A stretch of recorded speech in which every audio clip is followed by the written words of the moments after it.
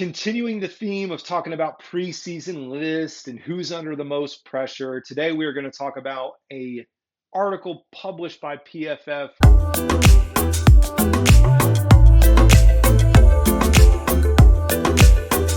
One of my favorites, right? Y'all know I kid.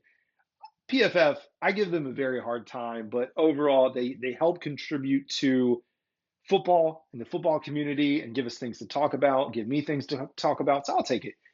They put together a list of 10 NFL players under pressure to perform in year two.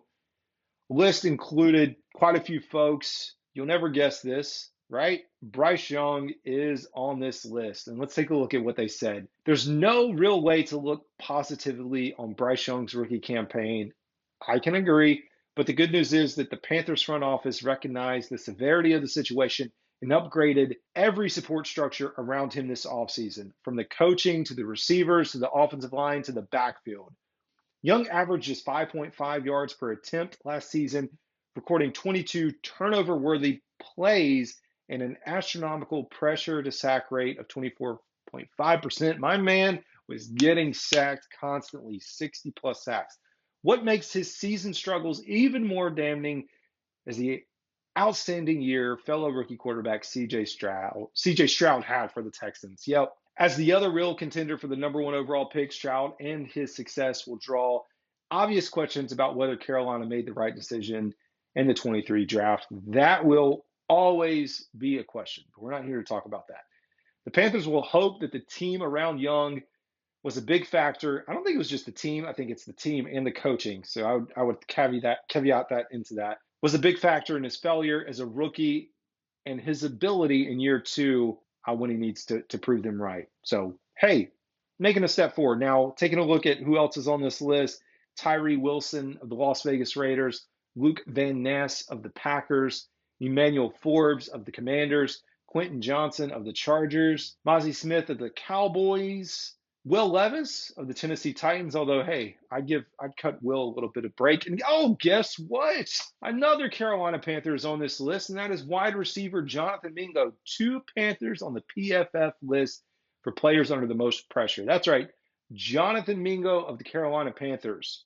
Let's see what they had to say. The current dynamic of instant success for so many young receivers entering the league puts immense pressure on any receiver who fails to replicate that success when a team is counting on them to do so. I fully agree. We can look around the league, not just last year, but in previous years, and see rookies that have panned out, that have mustered up more than 400, 500 yards in their rookie season.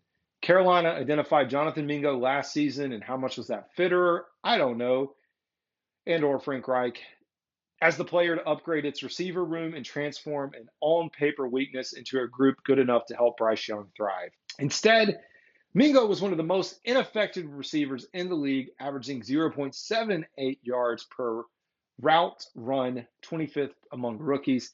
He was targeted 83 times on the season, but had just 15 first down receptions.